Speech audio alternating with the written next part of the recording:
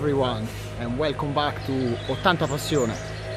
The one just behind me are John McEnroe and probably Martina Navratilova just having a training session in the morning. No, only kidding, come on, it's not true. You cannot be serious! So here we are, Tuesday 8th of September. Let's just review what happened just yesterday at the US Open on the Labor Day. So let's start with the men. Dominic Thiem won in 3 sets against the Canadian Aliassime. After a start where, let's say, the Austrian player was a little bit nervous and he was serving for the set on 5-4, and after he was forced to the tie break, in the second and the third his experience just had the best out of Aliassime, and he won easily in 3 sets. So now he's waiting in the quarter-final de Minaur, the Australian player who is having a very good run at the US Open. At the same time, Denis Medvedev, the Russian, during the night, basically he won against Tiafoe, the American, in easy 3 sets. And now with Djokovic basically out of the tournament, he's considered the favorite from all the bookmakers. He's going to play in the quarter-final against the Rublev, the other Russian, who basically, just let me move over here because it's getting quite noisy, who won against the Italian Berrettini. Rublev was basically 1 set down, but he won in a quite easy style, basically the second, the third and the fourth. So he's in the quarter-final in what basically was kind of a revenge of last year. What basically I didn't mention yesterday, it's very important, this basically Grand Slam, because for the first time since 2016, no, actually since 2014, when Marin Cilic won the US Open, we're going to have basically a new Grand Slam champion. Of course, it's very interesting to see who is going to prevail. Today we have basically the first quarter-final, Zverev against Coric. I think it's going to be a very interesting match. I want to see, the Croatian who basically survived to 6 match points against Tsitsipas. I think it's going to be quite challenging for the German player. And also during the night we're going to have the other quarter-final, Denis Shapovalov, the Canadian, who I think is playing unbelievably well. Is serving with a lot of consistency, a lot of first serves, and if you look basically his winners compared to his unforced errors, he finished the previous match against Goffin with a plus. So it means that definitely he's in his zone.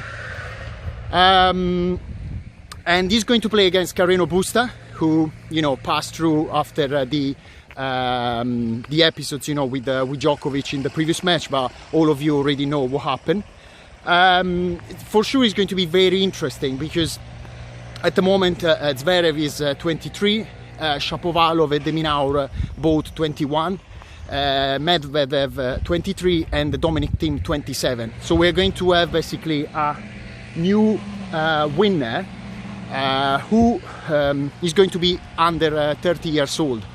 If you consider, basically, Rafa won his first Grand Slam at the age of 19, Roger when he was almost 22, and Djokovic in Australia when he was not even 21. So you can imagine all the dominance of these 3 incredible players over the last 15 years. Only Andy Murray with the 3 Grand Slam, and Wawrinka as well with 3, Cilic 1 and Del Potro 1 could basically stop these 3 cannibali, how we basically call them in Italian, over these past 15 years. So let's see what's going to happen. I think it's going to be very, very interesting. Just now switching to the women. It was incredible to see Serena Williams basically to win her 105 match at the US Open. you know, still establishing records after records, and she's basically in the 17th quarterfinal at the US Open. Serena, you know, had to fight a lot against Sakkari, a player who recently kind of beat her in during previous matches. She was able to recover from one breakdown in the third set. And, you know, she won with her power, her experience. You know, they always distinguish Serena all over her successful career. So, at the moment, to be honest, I don't know, because at the same time, Osaka won, Azarenka won. Probably Osaka at the moment is considered the favorite, but we need to see how she's going to recover, because she has kind of a little injury to her leg. And basically yesterday seems that she was moving better on court, but you never know.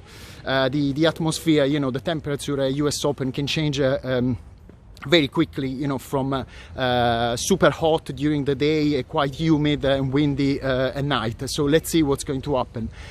For sure, I don't know, I think all the country will be supporting Serena after the Kenin, the number 2, I think, who won basically the last Australian Open, went out.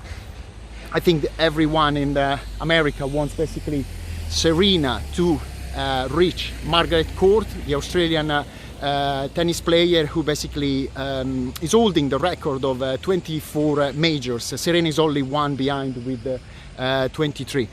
It's going to be for sure very, very interesting. At the same time, like during the press conference after the match, they asked Serena if she was planning to come to Rome for the Master 1000, and Serena just said, you know, I love Italians, I love the capital, but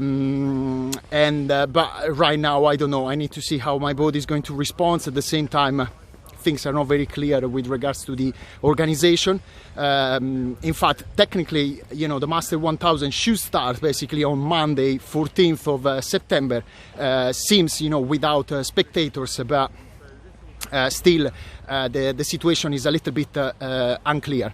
Having said that, I think probably that's all for now. Just at the same time, kind of changing a little bit subject. If you follow and you love basketball like me, they played as well the semi-final last night. In the West Conference, Los Angeles Clippers won against Denver Nuggets, so they are leading 2-1 in the series.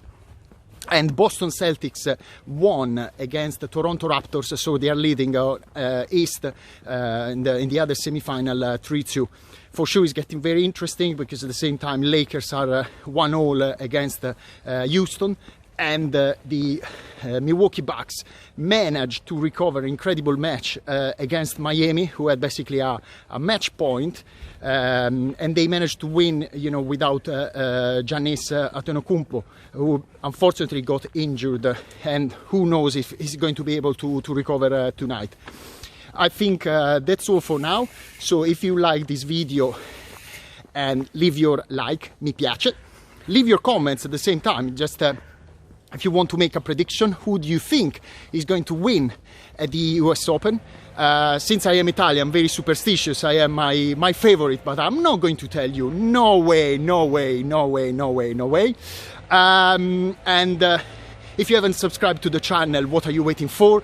If you have, just bring new friends. More we are, better it is.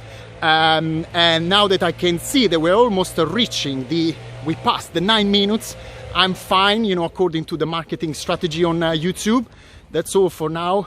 Keep tuned, and remember, sport is fantastic, but we need to live it with passion, and at the same time accepting any kind of results, because overall it's just a way for enjoying our life, but it's the cherry on the top of the cake.